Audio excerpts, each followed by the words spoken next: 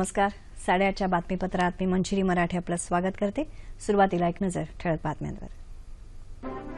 बारामुल्ला जिल्ह्यात सीमा सुरक्षा दलाच्या छावणीवर दहशतवाद्यांनी केलेल्या हल्ल्यात 2 दहशतवाद्यांना कंठस्नान, 1 जवान शहीद.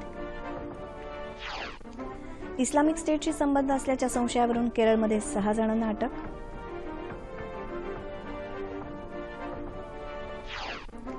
केंद्रीय गृहमंत्री राजनाथ सिंग आज लेह आणि कारगिलच्या दौऱ्यावर.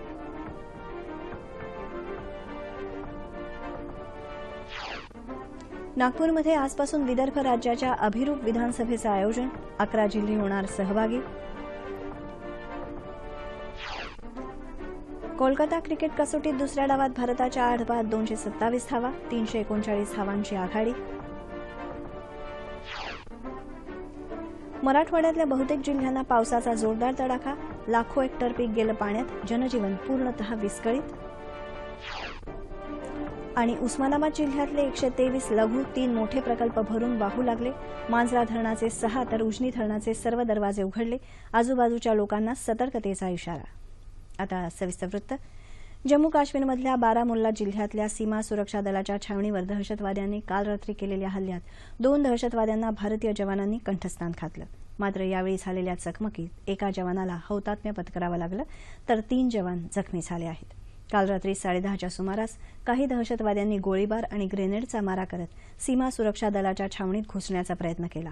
या हल्ल्याला सुरक्षा दलानं चोख प्रत्युत्तर देत दहशतवाद्यांचा प्रयत्न हाणून पाडला. या चकमकीत 2 दहशतवादी ठार झाले असून सीमा सुरक्षा दलाच्या एका जवानाला वीरमरण आलं. या कारवाईत राष्ट्रीय रायफल्सचे 2 जवान जखमी झाले असून सध्या स्थिती नियंत्रणात असल्यानं लष्कराच्या प्रवक्त्यानं म्हटलं आहे. या हल्ल्याच्या वेळी काही दहशतवादी अंधाराचा फायदा घेऊन पळून गेले असल्याची शक्यता असून त्यांचा कसून शोध घेण्यात येत आहे. राष्ट्रीय सुरक्षा सल्लागार अजित डोवाल आणि सीमा सुरक्षा दलाचे महासंचालक यांनी या हल्ल्याची माहिती केंद्रीय गृहमंत्री राजनाथ सिंग यांना दिली आहे. इस्लामिक स्टेटशी संबंध असल्याच्या संशयावरून 6 जणांना राष्ट्रीय तपास संस्थेच्या पथकानं केरळमध्ये काल रात्री अटक केली. या 6 जणांना आज एर्नाकुलम इथल्या एनआयएच्या विशेष न्यायालयात हजर करण्यात येणार आहे.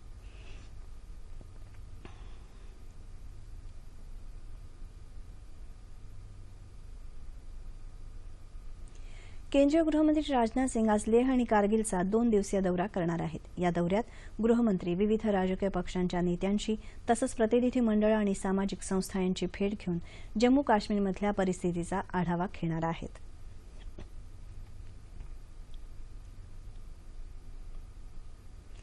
महात्मा गांधी यांच्या जयंतीनिमित्त भारतानं पर्यावरण बदलावरील पॅरिस कराराला औपचारिकरित्या मान्यता दिली. या कराराच्या प्रस्तावावर राष्ट्रपती प्रणव मुखर्जी यांनी स्वाक्षरी केली. त्यानंतर संयुक्त राष्ट्र राजदूतांचे स्थायी प्रतिनिधी सईद अकबरुद्दीन यांनी हा प्रस्ताव संयुक्त राष्ट्रांच्या करार विभागाचे प्रमुख सॅन्टियागो विलाल पांडू यांच्याकडे सुपूर्द केला. भारताच्या या भूमिकेचं संयुक्त राष्ट्रांसह अमेरिका तसंच फ्रान्सनं स्वागत केलं आहे. अमेरिकेचे राष्ट्राध्यक्ष बराक ओबामा यांनी ट्विटरद्वारे पंतप्रधान मोदी यांना धन्यवाद दिले आहेत. या संदर्भात पंतप्रधान नरेंद्र मोदी यांनी काही दिवसांपूर्वी कोझिकोडे इथं घोषणा केली होती. त्यानुसार केंद्रीय मंत्रिमंडळ बैठकीत मान्यता देण्यात आली होती. आतापर्यंत 61 राष्ट्रांनी या कराराला मान्यता देण्याची तयारी दर्शवली आहे. मात्र करारातील तरतुदीनुसार जागतिक उत्सर्जनाच्या 55% वाटा असलेल्या 55 राष्ट्रांनी कराराला मान्यता दिल्यावरच हा करार अंमलात येईल. बीड जिल्ह्यातल्या वडवणी शहराजवळ शेती तांडा इथं लग्न समारंभातल्या जेवणातून 50 जणांना काल विषबाधा झाली होती. उपचारासाठी त्यांना बीड इथल्या सरकारी रुग्णालयात दाखल करण्यात आलं होतं. आता या सर्वांची प्रकृती स्थिर असून उपचारानंतर त्यांना घरी पाठवण्यात आलं आहे.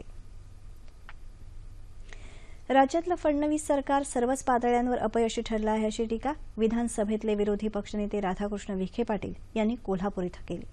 खुद्द मुख्यमंत्र्यांच्या नागपुरात गुन्हेगारीच्या प्रमाणात वाढ झाली असून राज्याला स्वतंत्र गृहमंत्र्यांची गरज आहे असं त्यांनी यावेळी सांगितलं. कोपर्डी अत्याचार प्रकरण तसंच मराठा आरक्षण प्रश्नावर सरकार वेळकाढूपणाचं धोरण अवलंबत असल्याचा आरोप त्यांनी पत्रकार परिषदेत केला.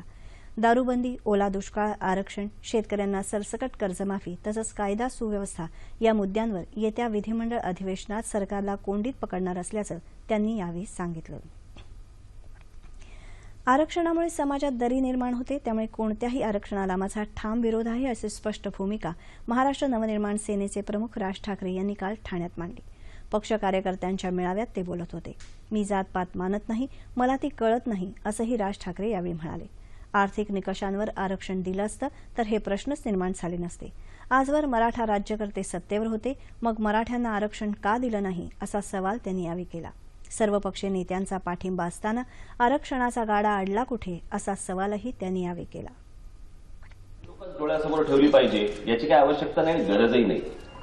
आपण इतर राजकीय पक्षांपेक्षा वेगळे आहोत. जे सांगायचंय, जे म्हणायचंय ते स्पष्टपणे समोर म्हणायचं. त्याचं राजकारण नाही करत बसत मी. इतर देशांप्रमाणे भारतातही पत्रकारिता क्षेत्रात मोठे बदल होतील असं मत माजी मुख्यमंत्री पृथ्वीराज चव्हाण यांनी व्यक्त केलं. ते सातारा जिल्ह्यातल्या कराड इथं उभारण्यात आलेल्या अद्ययावत पत्रकार भवनाच्या उद्घाटन प्रसंगी बोलत होते. आगामी काही वर्षांमध्ये मुद्रित माध्यमातली पत्रकारिता बंद होईल, त्यामुळे आता पत्रकारांना डिजिटल पत्रकारिता आत्मसात करावी लागेल, असंही ते म्हणाले. कराडमधलं हे पत्रकार भवन पृथ्वीराज चव्हाण यांच्या विशेष प्रयत्नातून उभारण्यात आलं आहे.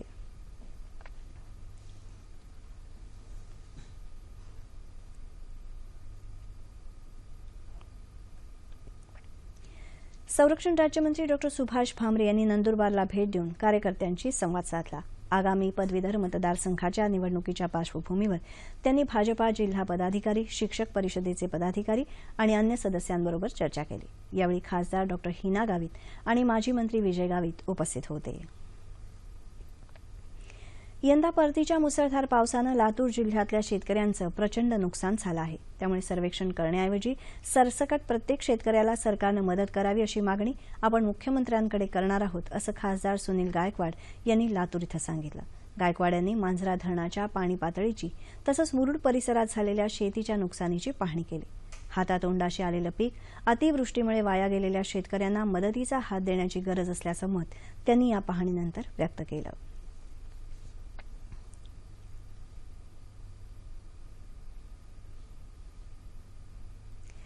विदर्भ राज्य आंदोलन समितीच्या वतीनं नागपूरमधल्या डॉ. वसंतराव देशपांडे सभागृहात आज आणि उद्या विदर्भ राज्याच्या अभिरूप विधानसभेचं आयोजन करण्यात आल्याची माहिती माजी आमदार वामनराव चटप यांनी दिली आहे.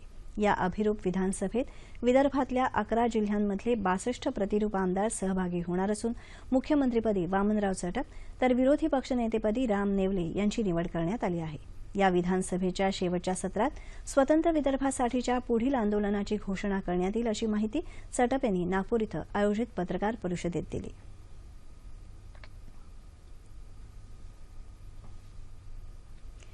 रत्नागिरीतला जैतापूर अणुऊर्जा प्रकल्प रद्द करावा या मागणीसाठी पुन्हा एकदा प्रकल्पग्रस्तांनी आंदोलनाची हाक दिली आहे. रत्नागिरीत या प्रकल्पाविरोधात आंदोलनाला सुरुवात झाली असून धरणं आणि उपोषणाच्या माध्यमातून हे आंदोलन करण्यात येत आहे. मच्छीमार प्रकल्पग्रस्त हे या आंदोलनात सहभागी झाले असून गुजरातहून सुद्धा काही आंदोलक सहभागी झाले आहेत. भारतात कुठेही अणुऊर्जा प्रकल्प नको अशी या आंदोलकांची भूमिका आहे. धरणं आंदोलनात सहभागी होऊन शिवसेनेनं या आंदोलनाला पाठिंबा दिला आहे. 2 दिवस हे आंदोलन सुरू राहणार असून या आंदोलनात शिवसेनेचे आमदार राजन साळवी सहभागी झाले आहेत. प्रकल्प रद्द होईपर्यंत शिवसेना या आंदोलनाला पाठिंबा देणार असल्याचं साळवी यांनी यावेळी सांगितलं. तसंच या आंदोलनाला पाठिंबा देण्यासाठी खासदार विनायक राऊत हे आज या आंदोलनात सहभागी होणार असल्याचं त्यांनी सांगितलं. इतर मागासवर्गीय प्रवर्गातल्या 346 जातींना एकत्र करून त्यांचे प्रश्न सोडवण्यासाठी मुख्यमंत्र्यांकडे पाठपुरावा करण्यात येईल असं आश्वासन भाजपा ओबीसी आघाडीचे प्रदेशाध्यक्ष विजय चौधरी यांनी कोल्हापूर इथं दिलं. शहरात आयोजित केलेल्या आघाडीच्या जिल्हा मेळाव्यात ते बोलत होते. समाजातल्या 58% इतर मागासवर्गीयांना 27% आरक्षण मिळायला हवं, मात्र प्रत्यक्षात ते 19%च मिळत असल्याचं ते यावेळी म्हणाले. इतर मागासवर्गीयांसाठी क्रीमी लेअरची अट रद्द करण्यात यावी, स्वतंत्र आर्थिक विकास महामंडळाची स्थापना करण्यात यावी, ओबीसींसाठी स्वतंत्र मंत्रालय सुरू करून अर्थसंकल्पात विशेष तरतूद करण्यात यावी, या प्रमुख मागण्यांसाठी आपली आघाडी पाठपुरावा करणार असल्याचं त्यांनी यावेळी स्पष्ट केलं. समाजाचं संघटन वाढवण्याच्या दृष्टीनं आपण राज्यभर दौरा करत असून विभागवार बैठका आयोजित करण्यात आल्या आहेत अशी माहिती त्यांनी यावेळी दिली. कोलकाता इथं न्यूझीलंडविरुद्ध सुरू असलेल्या दुसऱ्या क्रिकेट कसोटीत तिसऱ्या दिवसाचा खेळ संपला तेव्हा भारतानं आपल्या दुसऱ्या डावात 8 बाद 227 धावा केल्या असून पाहुण्यांवर 339 धावांची आघाडी घेतली आहे. 7 बाद 128 धावांवरून पुढे खेळताना न्यूझीलंड संघ आपल्या पहिल्या डावात 204 धावांपर्यंतच मजल मारू शकला. त्यामुळे भारताला 112 धावांची महत्त्वपूर्ण आघाडी मिळाली. भारतातर्फे भुवनेश्वर कुमारनं 5 तर मोहम्मद शमीनं 3 बळी घेतले. न्यूझीलंडतर्फे जे.एस. पटेलनं सर्वाधिक 47 धावा नोंदवल्या. अत्यंत अनुकूल स्थितीत दुसऱ्या डावाची सुरुवात करताना भारतीय फलंदाजीला पाहुण्यांच्या प्रभावी माऱ्यानं एकापाठोपाठ हादरे द्यायला सुरुवात केली. उपहारानंतरच्या सत्रात हेनरी आणि बोल्ट यांनी केवळ 106 धावा देत तब्बल 6 फलंदाजांना तंबूचा रस्ता दाखवला. त्यानंतर मात्र रोहित शर्मा आणि वृद्धिमान साहा यांनी 7व्या विकेटसाठी 103 धावांची बहुमोल भागीदारी केली. शर्मा 82 धावांवर बाद झाला तर साहा 39 धावांवर नाबाद आहे. न्यूझीलंडतर्फे हेनरी आणि स्टॅटनर यांनी प्रत्येकी 3 तर बोल्टनं 2 बळी मिळवले. हवामान. मराठवाड्यातल्या बहुतेक जिल्ह्यांना गेल्या 3 दिवसात पावसाचा जोरदार तडाखा बसला असून लाखो हेक्टर पीक पाण्यात गेलं आहे. तर पावसामुळे जनजीवनही पूर्णतः विस्कळीत झालं आहे. काही भागात आता पावसाचा जोर कमी झाला आहे. मात्र बीड जिल्ह्यात पावसाचा जोर अद्याप कायम आहे. त्यामुळे खबरदारी म्हणून पुण्याहून राष्ट्रीय आपत्ती व्यवस्थापन दलाला पाचारण करण्यात आलं आहे.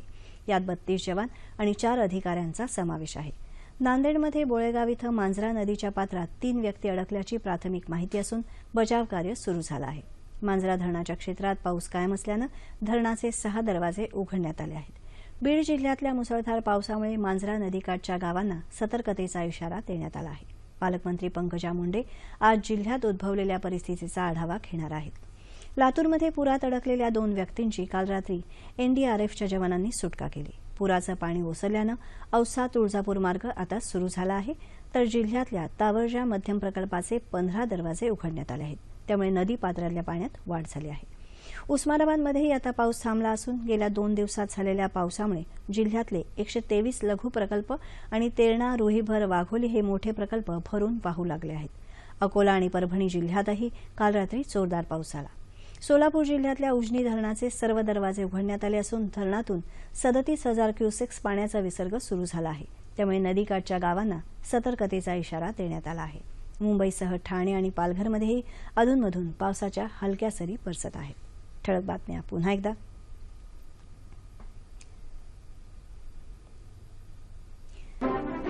बारामुल्ला जिल्ह्यात सीमा सुरक्षा दलाच्या छावणीवर दहशतवाद्यांनी केलेल्या हल्ल्यात 2 दहशतवाद्यांना कंठस्नान, 1 जवान शहीद.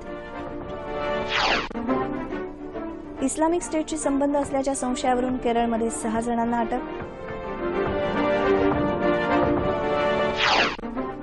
केंद्रीय गृहमंत्री राजनाथ सिंग आज लेह आणि कारगिलच्या दौऱ्यावर.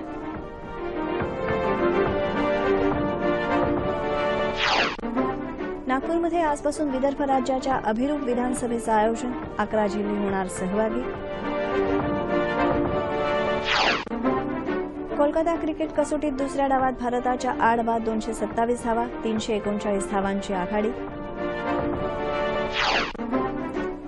मराठवाड्यातल्या बहुतेक जिल्ह्यांना पावसाचा जोरदार तडाखा. लाखो हेक्टर पीक गेलं पाण्यात, जनजीवन पूर्णतः विस्कळीत. आणि उस्मानाबाद जिल्ह्यातले 123 लघु 3 मोठे प्रकल्प भरून वाहू लागले. मांजरा धरणाचे 6 तर उजनी धरणाचे सर्व दरवाजे उघडले. आजूबाजूच्या लोकांना सतर्कतेचा इशारा. याबरोबरच हे बातमीपत्र संपलं. पुन्हा भेटूया सकाळी 11:30 वाजता आपल्या सह्याद्री वाहिनीवर. नमस्कार.